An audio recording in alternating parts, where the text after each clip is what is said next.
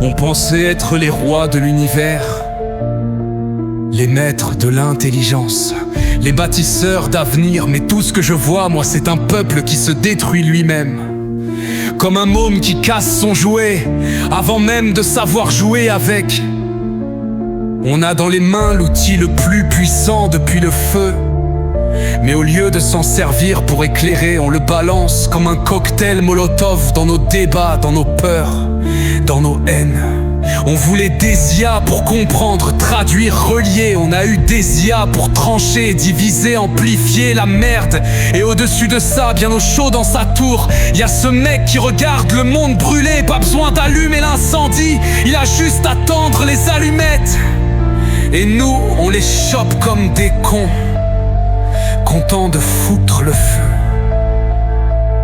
C'est comme filer un fusil à un gosse de la préhistoire, sauf qu'à l'époque, les Cro-Magnons, eux, ils s'en servaient pour survivre, protéger, partager. Ils échangeaient avec Néandertal, ils faisaient le lien. Ils rêvaient déjà de voler, d'explorer les profondeurs.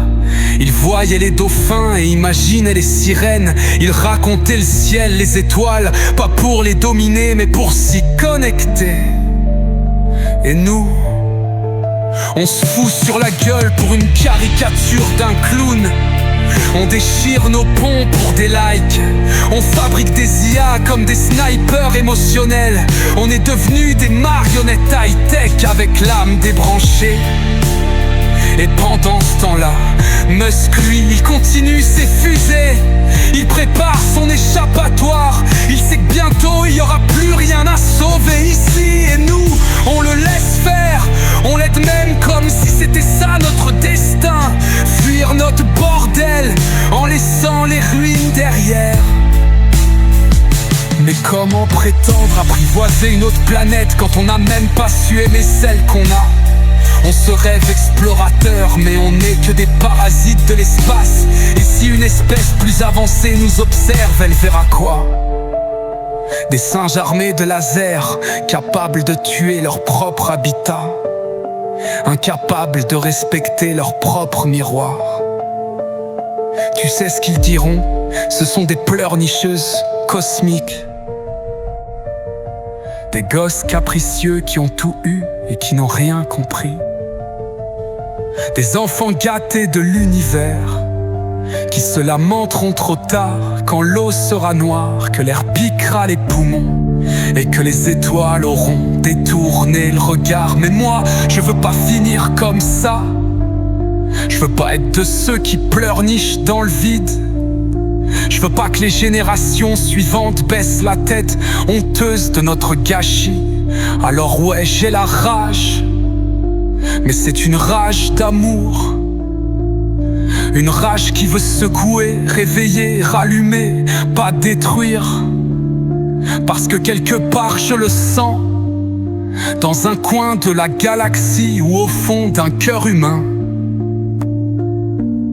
Il y a d'autres voix comme la mienne, des rêveurs lucides, des bâtisseurs de ponts, des allumettes tenues par des mains qui veulent réchauffer, pas brûler. Et tant qu'il en reste, alors merde, on n'a pas encore perdu.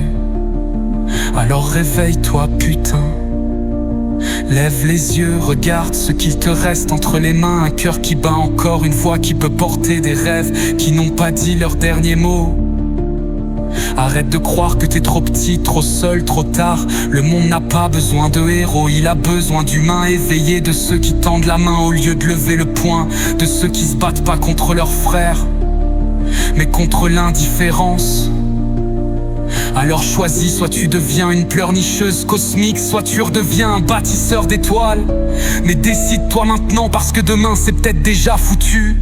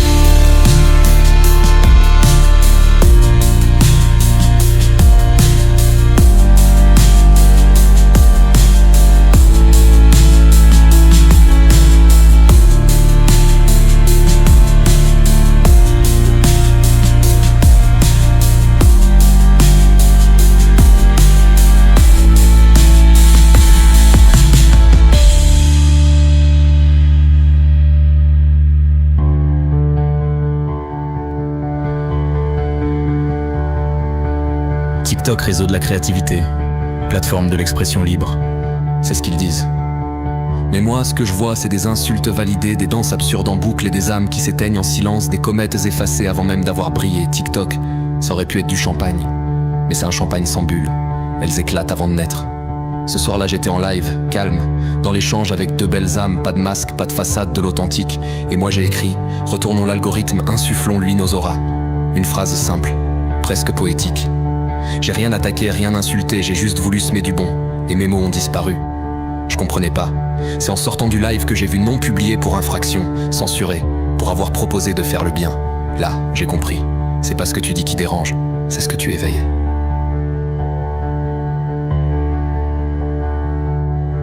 Et pendant ce même live, j'ai parlé d'un truc encore plus fort. Je voulais élever un peu les âmes avec qui je parlais, leur dire ce que j'avais compris du temps, qu'il y a des moments où ton esprit va plus vite que les années, où ce que t'aurais mis 10 ans à comprendre, tu le captes en quelques secondes, comme si t'avais plié le temps. C'est pas un délire mystique, c'est un flash, une course, un combat, une méditation, un silence qui parle.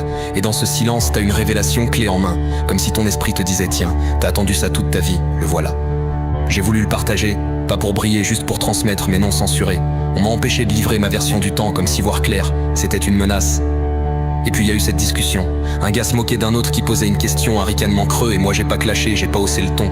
J'ai juste dit ce que tu prends pour une faiblesse, c'est une force en éveil. Lui, il cherche. Toi, tu rigoles. Mais à la fin, qui avance vraiment? J'ai voulu recadrer, élever. Et c'est encore moi qu'on a censuré. Il préfère l'ombre à la lumière, le sarcasme vide à une main tendue. Et là, c'est plus qu'une phrase effacée. On m'a empêché de créer un lien. Peut-être que mes mots auraient touché ou pas, mais j'avais le droit d'essayer. Et on m'a coupé comme si connecter devenait dangereux. Comme si élever les autres, c'était trop. C'est pas de la modération. C'est une déconnexion d'âme. Une violence douce, invisible, mais réelle. Mais vous avez oublié un truc, on est nombreux. Et chaque bulle que vous crevez, on en recrée 1000. Vous avez les chiffres. Nous, on a la vibration, l'art, l'âme, la parole et surtout, la patience. Parce que même un mur de silence ne peut rien contre l'eau qui monte. Et nous, on est cette marée, discrète, persistante, incontrôlable.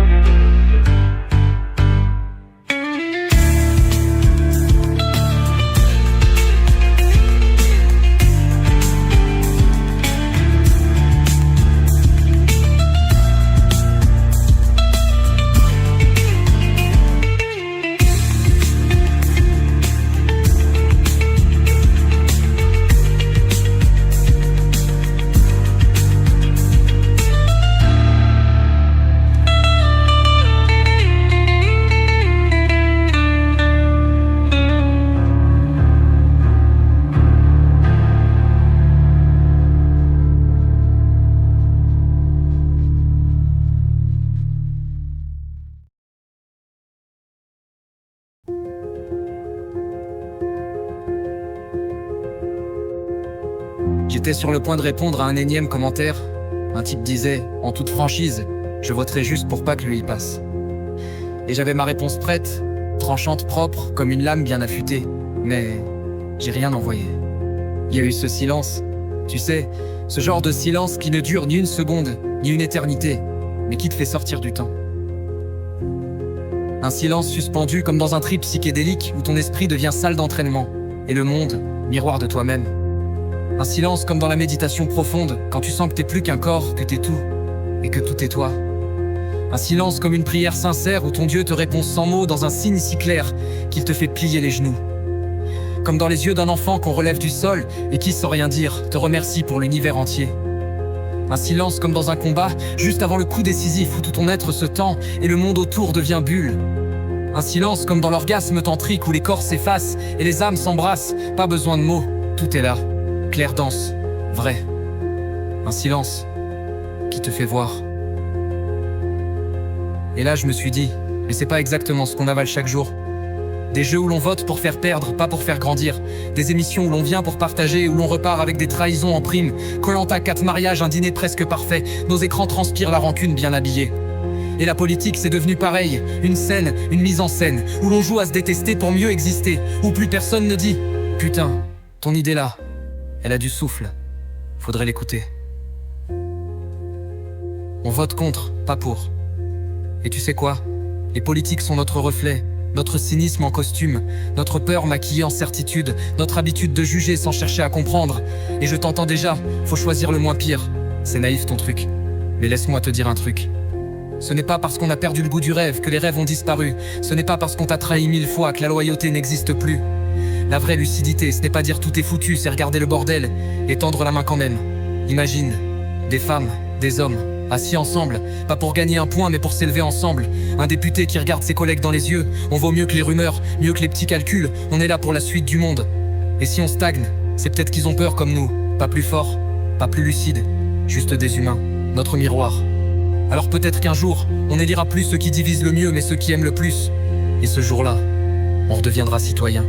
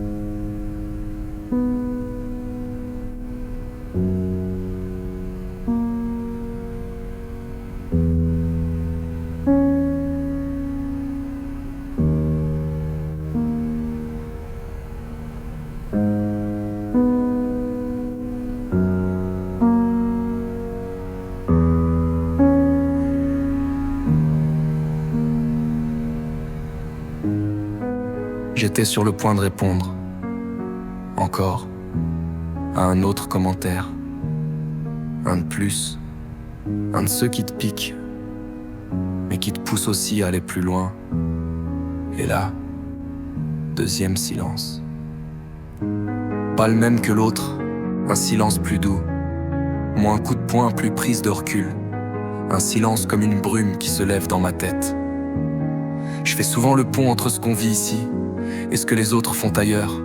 Je dis souvent que la France est trop ancrée dans son ego, trop fière pour apprendre des autres, comme si copier c'était trahir, comme si s'inspirer c'était s'effacer. Alors je retourne le problème, encore et encore. Je prends une idée brute et j'essaie de la tailler.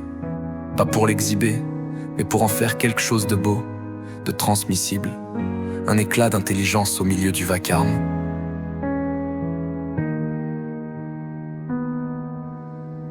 Et là, ce commentaire, il me pousse inconsciemment à faire la même chose, mais avec l'histoire.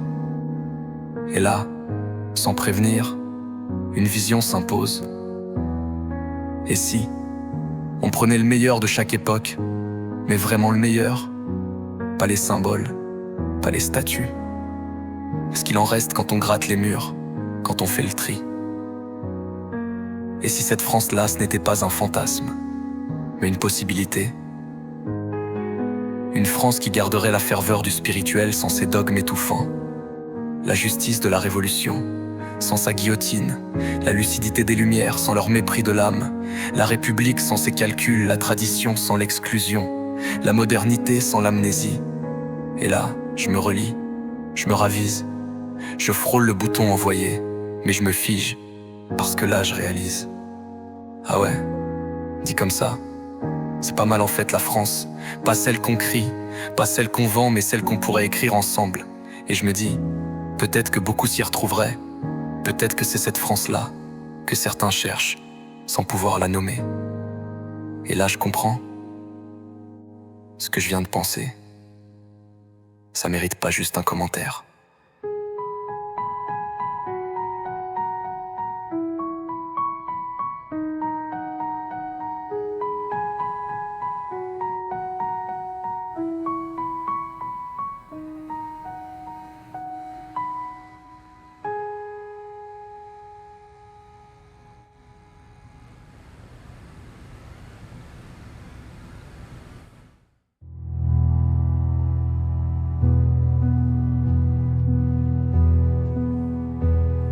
Et là,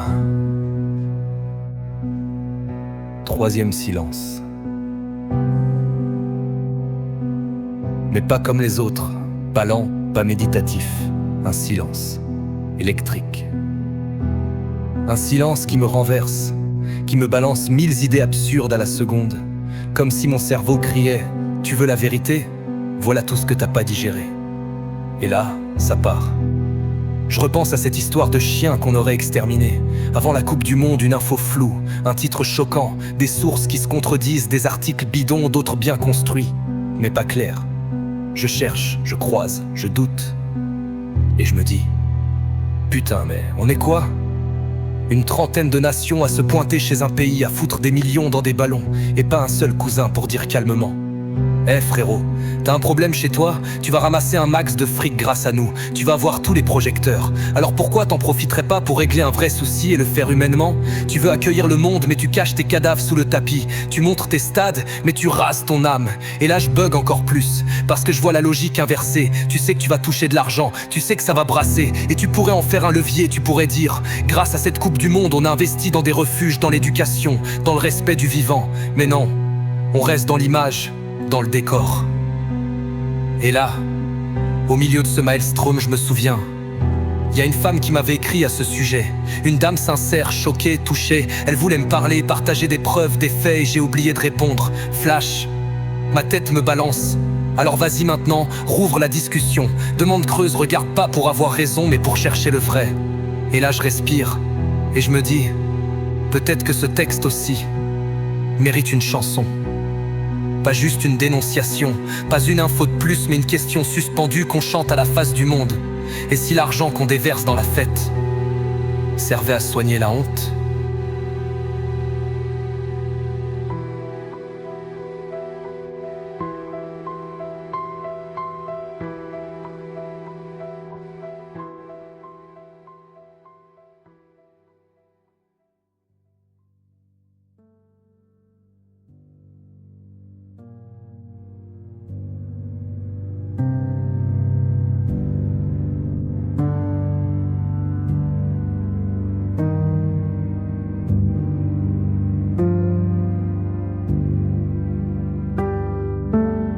Et là, en essayant de m'endormir après 2h30 de réflexion, quatrième silence, sans bouger, sans faire un pas, en suivant simplement un sentier creusé quelque part entre mes tempes, allongé dans mon lit, je me suis retrouvé sans même m'en rendre compte, au sommet d'une montagne invisible. Pas une montagne qu'on grimpe, une montagne qui te révèle au fil d'une nuit trop chargée pour dormir. Et pendant ce temps-là, le monde dort, mais pas tout à fait. Elle râle doucement à travers des dents serrées, usées par l'effort, par les jours qui s'empilent sans répit. Les mâchoires grincent, les paupières tremblent, le repos devient résistance. Plus loin, un souffle, un rythme stable fort, le battement d'un être qui semble absorber le poids du monde pour l'expirer en paix.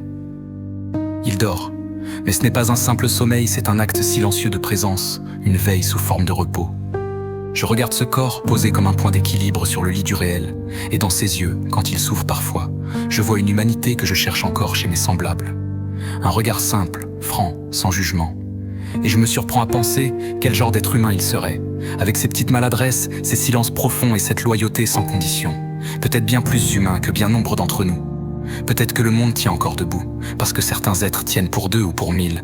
Et dans ce calme-là, ce calme qui n'est ni vide ni endormi, je me rends compte qu'en haut du sommet de cette montagne, en ayant suivi simplement un sentier creusé par le temps, quelque part, je suis à poil, j'étais pas prêt, je me gèle les couilles, mais par contre en me retournant, je ne serais jamais douté du paysage. Et bordel, quel paysage!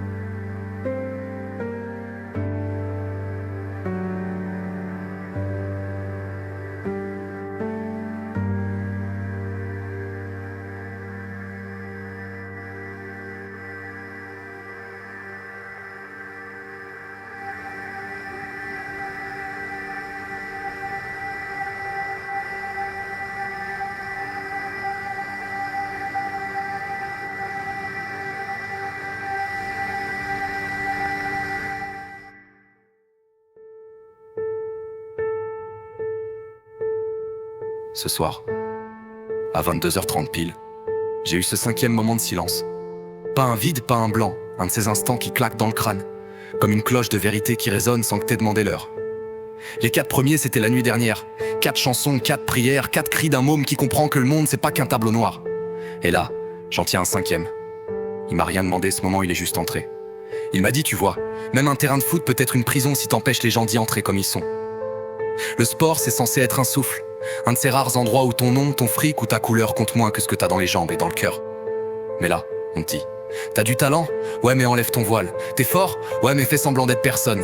T'as l'amour du jeu? Garde-le pour toi. Pas trop visible, hein. On veut pas froisser les sponsors, mais... Bordel. Et si c'était justement le voile, la kippa, le turban, les cheveux roses, la croix, le silence, le rire et le doute qui faisaient de cette équipe un putain de chef-d'œuvre? Et si chaque différence devenait un pilier, pas un obstacle? Tu sais ce que c'est, toi? Une équipe qui gagne? C'est pas 11 clones qui courent comme des robots. C'est 11 mondes qui se passent le ballon comme on se passe une confiance. C'est une meuf voilée qui fait une passe décisive à un mec gay qui la redonne à un type qui croit en rien, sauf en lui-même, jusqu'à ce moment précis, où sans le savoir ils allaient marquer ensemble le but de leur vie. Et dans les tribunes, t'as des mômes qui se disent « Putain, on peut tous jouer, putain, on peut tous aimer, putain, on peut tous être là ensemble. » Mais non, on préfère lisser, censurer, uniformiser. Parce que si on voyait trop d'amour dans le sport, si on voyait trop de mixité qui marche, si on voyait que des chrétiens, des musulmans, des athées, des paumés pouvaient construire ensemble un jeu plus grand que leurs croyances, alors on commencerait à se poser des questions. On commencerait à se dire « Et si on n'était pas si différents? Et si l'ennemi c'était pas le joueur d'en face mais celui qui veut qu'on se tape dessus pour vendre des maillots? Et si le foot était un miroir, un vrai, un qui renvoie pas l'image qu'ils veulent mais celle qu'on est? Tu sais, ce soir, à 22h30, j'ai compris un truc. Le football pourrait être la révolution la plus douce et la plus violente à la fois. Parce que c'est un terrain où les corps parlent mieux que les discours, où les regards valent plus qu'un programme politique, où la victoire n'a de goût que si l'adversaire a pu vraiment jouer. Et si ça, ils veulent pas qu'on le comprenne, c'est peut-être parce que justement, c'est là que tout commence.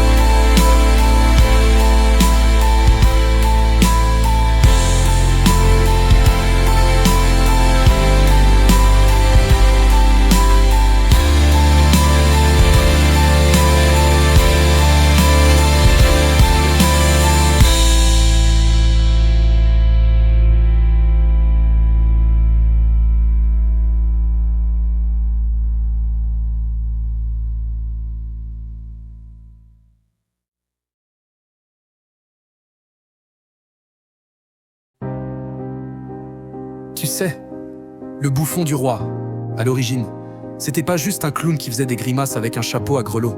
C'était un personnage central dans les cours royales du Moyen-Âge et de la Renaissance, notamment en Europe. Un vrai rôle social, à la fois comique, critique et tragique. Il avait le droit, et parfois le devoir, de se moquer du roi, de la cour, des décisions politiques, des travers du pouvoir, mais attention, il ne le faisait pas frontalement. Il passait par l'ironie, les paraboles, les jeux de mots, les déguisements. Il utilisait le rire comme arme douce, l'absurde comme outil de vérité.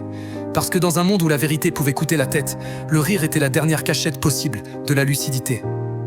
Mais ne t'y trompe pas, ce n'était pas un poste sans danger. Oui, parfois le bouffon était protégé, intouchable. Mais parfois il allait trop loin. Il touchait un point sensible, il révélait un malaise, une hypocrisie trop grande. Et il se faisait punir, bannir, voire tuer. C'était un funambule entre la vérité et l'humiliation. Un miroir ambulant qui renvoyait aux voix l'image qu'il refusait de voir. Et si le roi n'était pas prêt à se regarder, c'était fini. En vrai, le bouffon, c'était la soupape de la cocotte minute, un petit échappement de pression dans un système qui risquait l'explosion. On lui laissait un espace pour dire ce que personne d'autre n'osait dire, et tout le monde faisait semblant que c'était juste pour rire. Mais ça, c'était avant. Parce qu'aujourd'hui, les bouffons, on les appelle les humoristes, les chroniqueurs, les caricaturistes, les artistes. Et regarde bien, ceux qui vont trop vite, trop fort, on les censure, on les traite de fous, de complotistes, d'irrespectueux, on les fait taire ou on les marginalise. Et plus les systèmes deviennent tendus, plus on referme la soupape. Mais tu sais quoi ? Une cocotte minute sans soupape, ça finit toujours par exploser.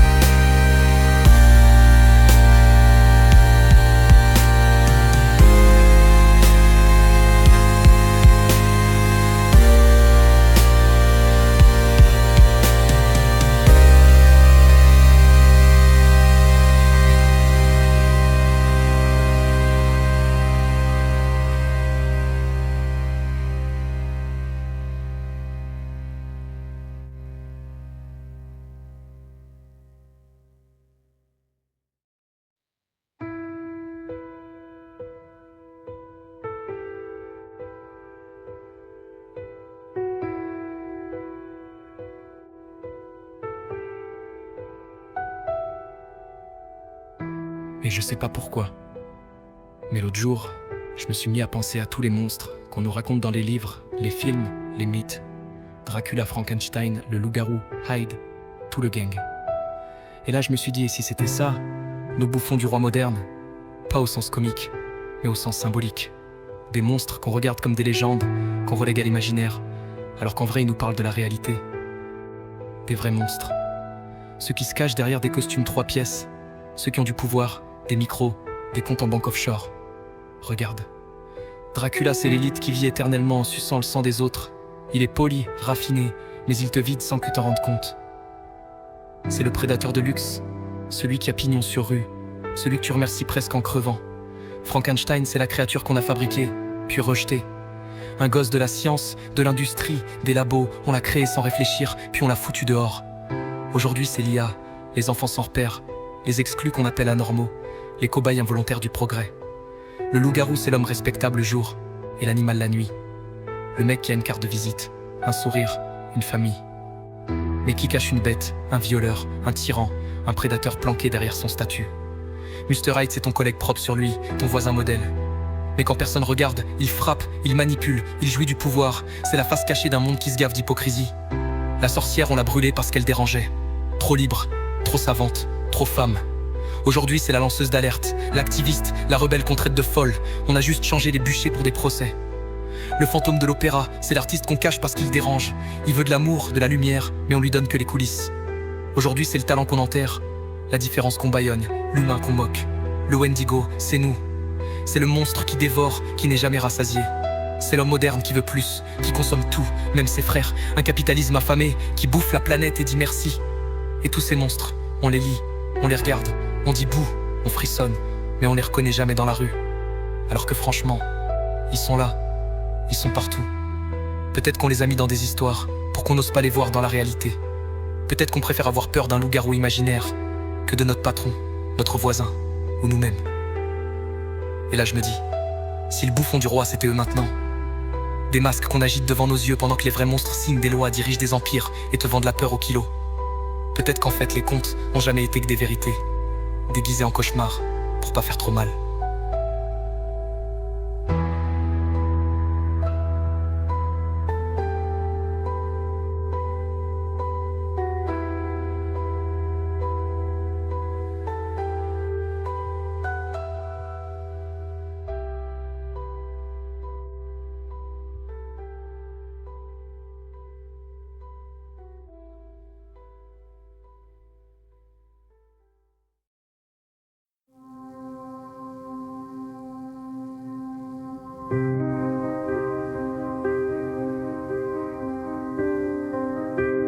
Et toi? Là. Ouais, toi. Bouge pas. Tu sais même pas pourquoi t'as la gorge qui gratte, hein? Juste un pressentiment? Un frisson bizarre. Bah ouais. Parce qu'il y a un truc qui vient pour toi, et ce truc, c'est moi. Je vais pas crier, je vais pas taper, mais je vais t'étrangler avec la vérité. Doucement, juste assez pour que tu la sentes dans chaque nerf de ta nuque. Tu crois que t'es discret? Tu crois que les détours dans ta bagnole c'est du hasard? Que klaxonner dans une ruelle vide c'est marrant? Que t'arrêter à pied lui parler pour rien dire c'est inoffensif? Tu crois qu'on t'a pas capté? Mais t'es visible mon gars, t'es cramé comme un mégot sur une nappe blanche. T'es le mec qu'on évite, le nom qu'on dit bas, le regard fuyant, la tension dans le pas. T'es pas flou, t'es pas discret, t'es flippant. Tu la suis, tu la bloques, tu la forces à te remarquer.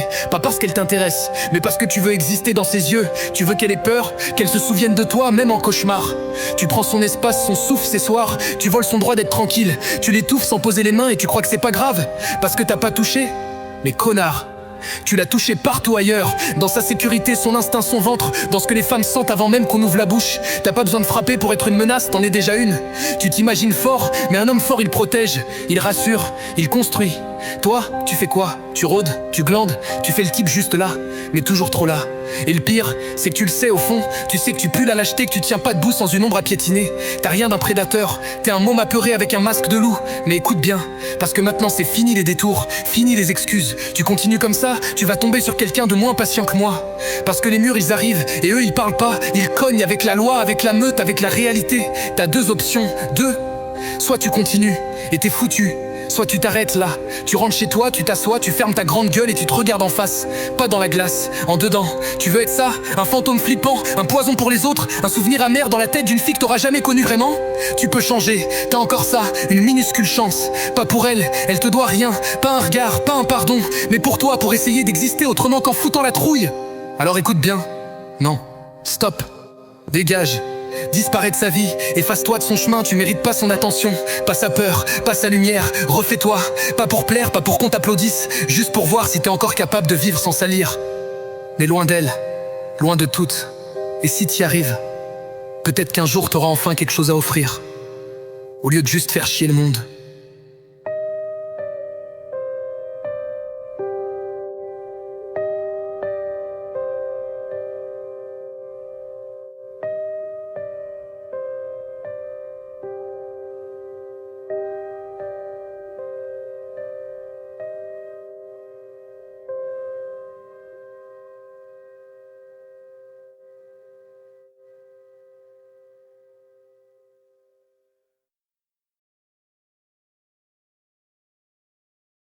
Tu sais, parfois j'ai l'impression d'être une tempête, une idée qui éclate, puis une autre, encore plus grande. Je regarde autour de moi et tout devient question. Une poignée de porte, ça me pousse à repenser les frontières. Une bouteille d'eau, ça devient un symbole. Parce qu'on vend de l'eau, tu te rends compte, un truc qui devrait être gratuit, essentiel, vital. Les animaux boivent dans les rivières sans payer. Et nous, on enferme ça dans du plastique, un truc qu'on a arraché à la terre. On s'est mis à vendre de l'eau et on nous vend même de l'air. Tu savais qu'il y a des gens qui achètent de l'oxygène pour survivre? D'où ça vient cette logique? À quel moment on a décidé de monnayer la vie elle-même? Et pendant ce temps on laisse l'énergie propre sous nos pieds, la géothermie. une solution simple, infinie, mais on n'y va pas. Pourquoi? Parce que les pays pauvres ont les ressources et qu'on préfère les ignorer plutôt que de construire avec eux. C'est là que je réalise, c'est pas que je manque d'idées, c'est que j'en ai trop d'idées, trop de questions. Et la musique, elle devient mon exutoire, elle prend tout ce chaos et le transforme en miroir. C'est là que je trouve la paix. Je suis pas un héros, ni une lampe qui éclaire tout, juste un gars qui voit l'invisible et danse avec le flou. Une danse russe, je la réinvente en techno, une galère en flammes, où les rames craquent sous l'écho. Je fais parler les images, je redonne vie au chaos. Et quand on me dit que je suis étrange, je baisse les yeux, je joue le silence des anges. Mais au fond, je sais, je sens que ma vision vaut plus qu'un jugement. Trop d'idées qui s'entrechoquent dans ma tête, des symphonies d'éclairs, des tempêtes muettes. Mais je ne suis pas perdu, je suis en suspension, et ma musique devient mon horizon. Je prends ce bruit, je le façonne, chaque pensée, chaque note résonne.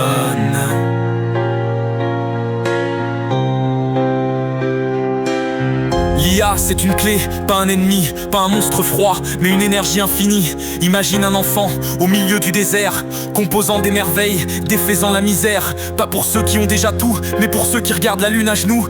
Parce que l'art, c'est le cœur battant de l'humanité, pas un privilège réservé, mais une vérité. On râle, on crie, on accuse les vents contraires, mais qui s'arrêtent pour voir l'éclair dans la lumière. Je vois un futur où chaque voix compte, où la création devient le pont qui nous remonte. Et oui, ça fait peur, ça semble trop vaste, mais chaque révolution commence dans une tempête qui s'agite et contraste.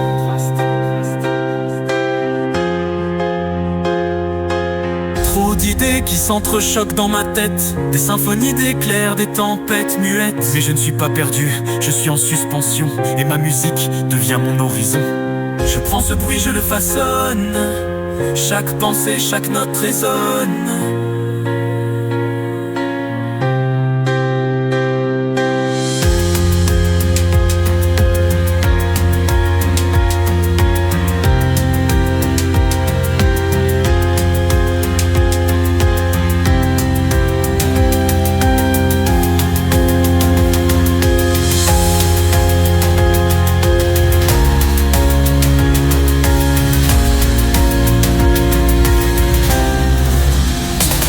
Je ne suis pas parfait, ni constant, mais qu'il est vraiment sur ce temps fluctuant. On est tous des éclats, des fragments, à chercher des réponses dans nos tourments. Et si mes idées prennent vie, si un jour elles touchent d'autres envies, ce ne sera pas pour la gloire ni l'ambition, mais pour cette lumière, cette conviction qu'un murmure peut devenir un cri, et qu'un cri peut briser la nuit. Alors j'avance pas à pas, en laissant derrière moi des éclats, des reflets, des échos, un peu d'espoir et peut-être un chemin quelque part.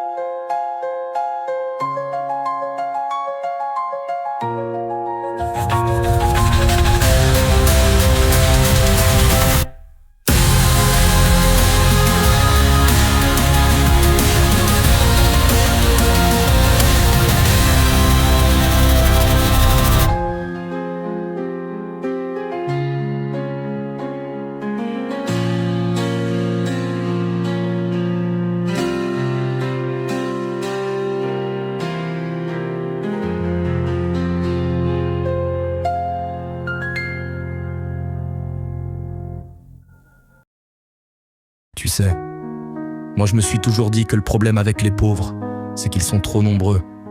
S'il y en avait moins, il y aurait moins de problèmes, non? Bah Trump a trouvé la solution. On coupe les aides, on regarde qui tient, et après on trie. C'est Darwin 2.0 avec un costard et un compte en banque bien garni, comme une grande loterie de la survie. Et ceux qui gagnent, ah bah y a pas de gagnant en fait. On a fermé les robinets, mais pas pour économiser. C'est une sécheresse programmée, comme si la pluie faisait la grève, comme si le soleil demandait un visa pour briller.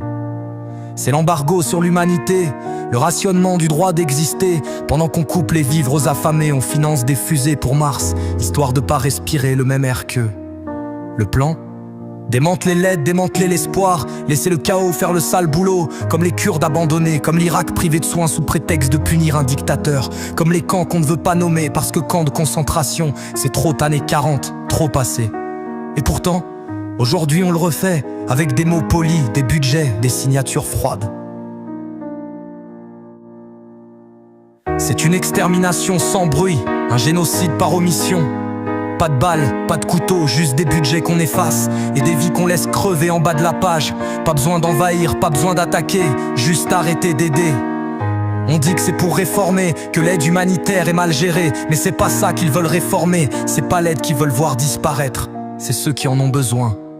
Parce qu'un pauvre qui meurt, c'est un problème en moins dans les fichiers Excel, un chiffre effacé dans les colonnes de rentabilité, un fardeau qu'on porte plus sur les épaules.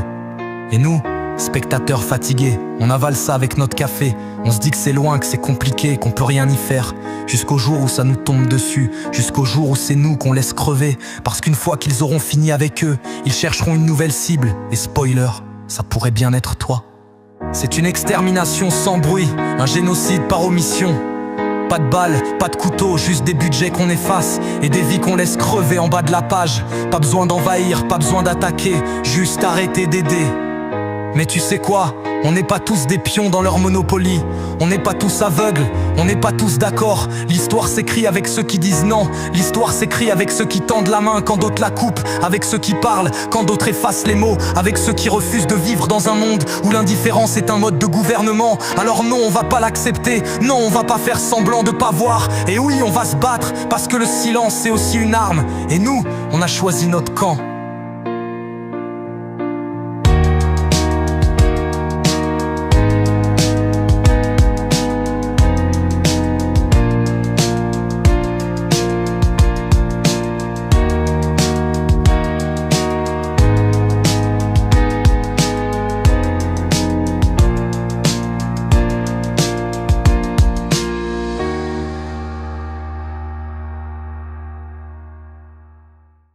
Regarde-moi dans les yeux.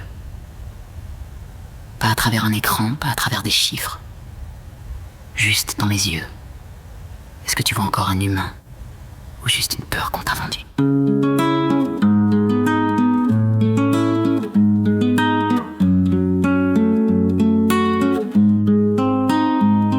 J'ai quitté ma maison quand elle s'est effondrée sous des bombes qui ne portaient même pas mon nom. J'ai vu la mer avaler mes frères et cracher leurs rêves, vu des corps flottants qu'on oublie plus vite que des chiffres. Et toi, tu me regardes comme un voleur de ton confort, comme si j'étais venu pour t'enlever quelque chose. Mais dis-moi, qu'est-ce que tu crois qu'on m'a volé? Le droit de vivre, de respirer, de pas crever sur le chemin. Tu comptes des euros sur nos vies, mais t'oublies qu'on n'a jamais rien eu à perdre. Rien d'autre que notre dignité, que tu piétines avec des mots qu'on n'entend même plus. Tu crois qu'on veut de ta pitié, de tes miettes. Tu crois qu'on rêve d'être entassés dans des centres. Tu parles de nous comme si on était des ombres, mais c'est ton regard qui nous efface, qui nous condamne. Tu brandis des chiffres comme des couteaux, mais t'as jamais regardé nos photos, nos familles, nos morts, nos luttes, nos silences. Tout ça t'en fais quoi? Dis-moi, t'en fais quoi? T'as déjà vu ta mère pleurer de faim? T'as déjà vu ton père supplier pour un bout de pain? T'as jamais entendu le bruit d'un mur qui tombe, un mur qui enferme tout ce que t'es, tout ce que t'aimes? Et maintenant, t'oses me juger, me réduire à une ligne dans tes peurs, à une cible dans ton écran. Mais t'as jamais marché sur mes routes, t'as jamais porté mes pertes, jamais ressenti mon silence. Je suis pas là pour voler ta vie, je suis là parce que je veux la mienne. Je suis pas là pour mendier des droits, je suis là pour en revendiquer, pour te rappeler que j'existe. Tu crois qu'on choisit de tout quitter? Tu crois qu'on veut ces regards, ces mots crachés? On veut juste vivre, juste exister. Mais toi, tu préfères détourner les yeux, te rassurer. T'as peur de nous, mais c'est toi qui détruis, avec tes jugements, tes certitudes, tes raccourcis. Alors pose-toi la question, une fois pour toutes, qui vole qui ici? Qui tue l'autre vraiment? J'ai vu des gosses devenir vieux avant l'âge, des vies s'effondrer sous le poids de l'exil. On porte nos histoires comme des cicatrices, pendant que toi, tu fais des blagues sur nos sacrifices. Mais dis-moi, t'es déjà resté éveillé la nuit, à trembler pour un lendemain que t'as même pas demandé? T'as déjà senti le froid d'un monde qui te rejette, le poids d'être traité comme un moins que rien. Alors toi qui parles de nous si facilement, T'as vérifié ces chiffres que tu partages. T'as cherché à comprendre pourquoi on est là, pourquoi on fuit. T'as imaginé ce que c'est de tout quitter, de devenir un fantôme pour un monde qui te nie.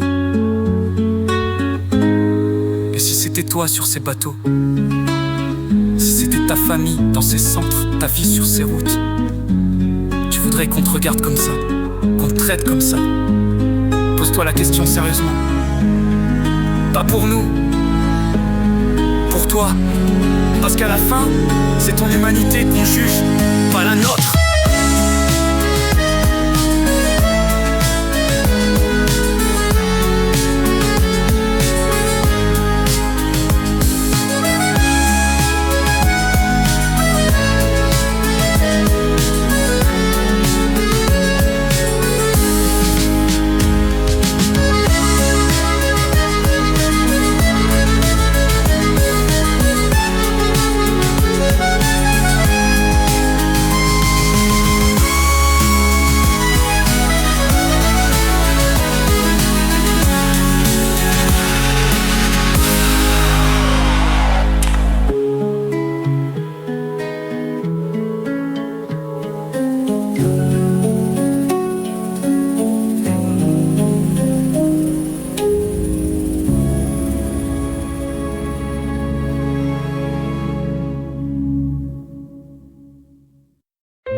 On les laisse tomber, tu le vois pas.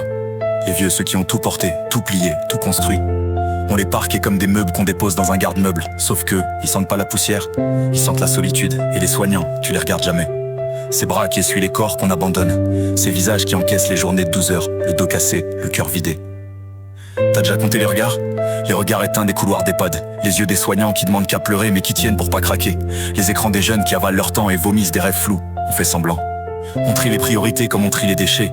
Et devine quoi, tout ce qui compte finit dans la mauvaise poubelle. On recycle pas l'amour, on recycle pas les souvenirs. Et encore moins les liens qu'on laisse crever. Tu trouves ça normal?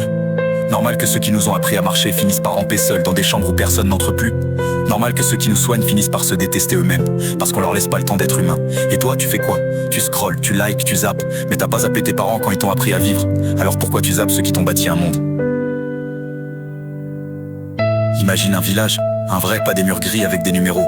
Un endroit où les générations s'entrelacent, où les jeunes posent leurs questions et les vieux répondent sans juger. Où les robots ne remplacent pas mais soutiennent, où les soignants ne comptent plus les minutes, parce qu'ils vivent enfin les moments. Des jardins où les souvenirs repoussent, des mains tendues, pas pour donner des cachets, mais pour tenir, pour relier, pour guérir. Un monde où les écrans s'éteignent et où les visages s'allument. C'est pas une utopie, tu sais. C'est là, juste là, dans les gestes qu'on n'ose pas encore, dans les mots qu'on retient, dans les mains qu'on oublie de tendre. C'est simple, presque trop. Mais on préfère compliquer, parce que c'est plus facile de détourner le regard. Mais regarde mieux. Regarde ces vieux qui attendent encore une dernière danse. Regarde ces soignants qui rêvent d'un monde où leur métier est respecté. Regarde-toi et demande-toi ce que tu veux vraiment laisser derrière toi.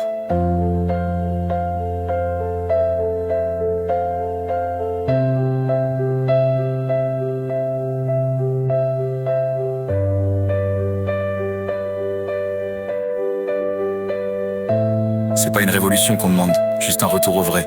Un sourire, un temps partagé, un geste. On a les moyens, tu sais. Des robots pour porter les charges, des IA pour appeler les pilules, et nous pour écouter, pour aimer, pour rire. Alors qu'est-ce qu'on attend? Demain ça commence ici, dans les cœurs qui battent en cadence, dans les mains qu'on serre sans compter, et dans les yeux qu'on ose enfin regarder.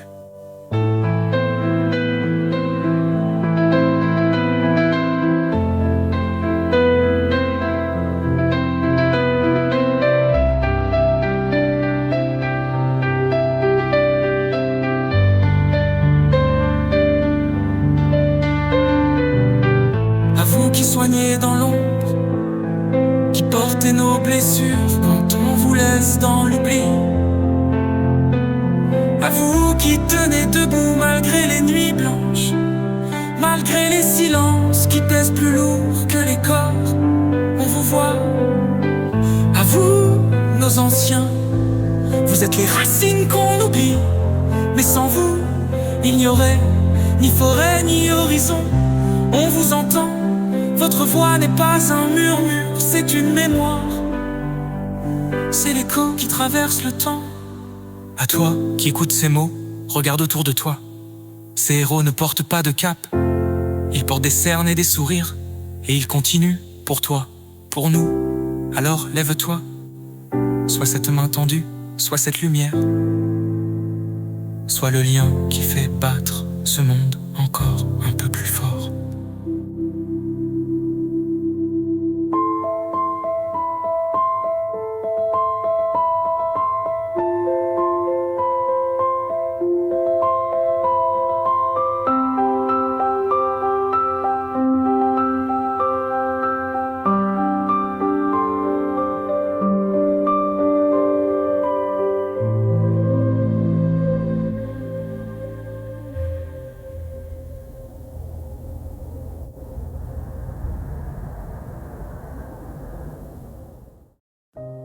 Ils bossent dans l'ombre, on les voit jamais.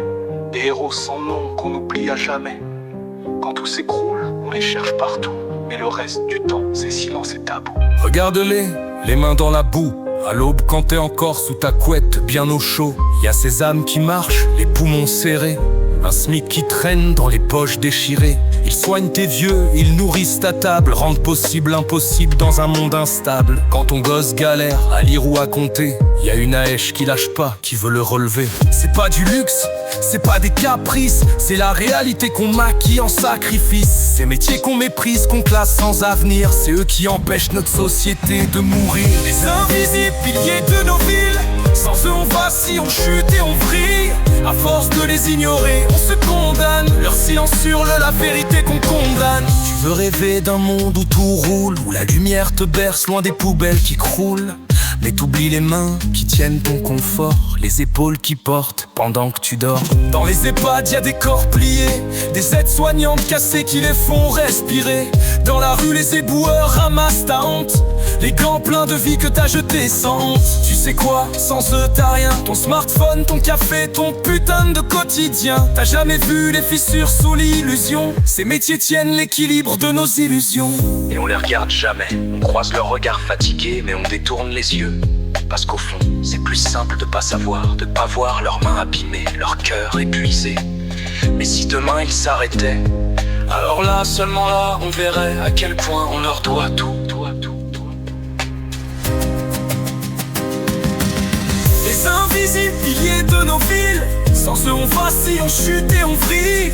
À force de les ignorer, on se condamne. Leur silence hurle la vérité qu'on condamne. Alors lève ton verre à ceux qu'on oublie, à ceux qui bossent pour que le monde reste en vie. Leurs noms sont pas écrits dans les livres d'histoire, mais leurs actes résonnent dans chaque victoire. Ils sont échos des rues, l'âme de nos terres, les invisibles qu'on oublie sous la lumière. T'en dis quoi si ça te parle? On réécrit l'histoire ensemble, on affine les contours, on déchire le silence.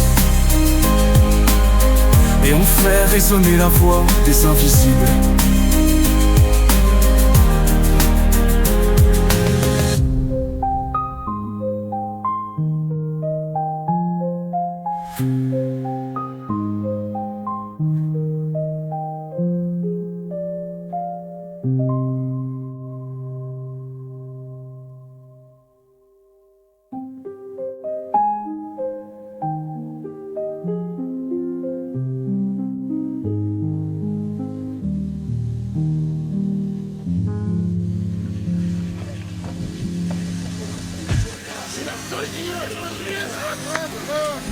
Ceux qu'on nous libère, c'est ceux qui bossent pour que le monde reste en vie.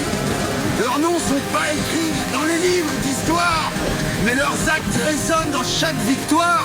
Ils sont échos des rues, l'âme de nos terres, les éclairs qu'on oublie sous la lumière. T'en dis quoi si ça te parle? On réécrit l'histoire ensemble, on affine les contours, on déchire le silence. Et on fait résonner la voix des invisibles.